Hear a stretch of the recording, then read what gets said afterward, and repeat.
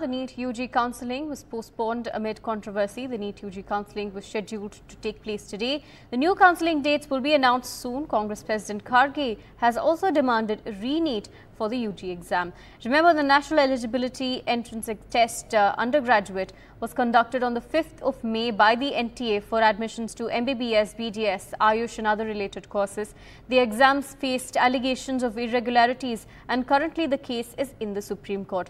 Meanwhile, the top court is scheduled to hear on 8th of July a batch of petitions related to the NEET exams. My colleague Ishika joins us with more details. Ishika, take us to the latest in terms of the NEET UG counselling that's been postponed, as well as the politics surrounding it. Kharge now coming out and demanding re-NEET exam.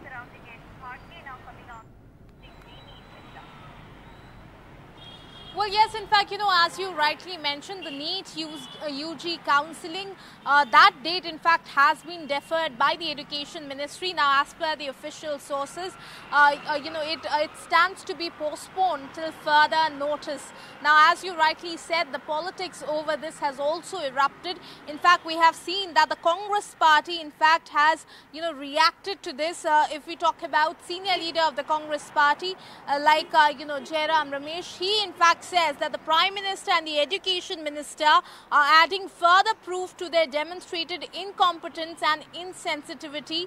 The future of lakhs of our youth is simply unsafe in their hands. Now, we have also seen, the tweet coming from the Congress President Mallikarjun Kharge, where he again has demanded that a re-examination of NEET needs to take place, and in fact, an inquiry into this paper leak needs to be done under the supervision of the Supreme Court. So certainly on one hand we are seeing, in fact, that after the irregularities, report of irregularities that came in the NEET UG examination, now the counselling date has been deferred and the opposition continues to intensify its attack against the Prime Minister and against the Education Minister.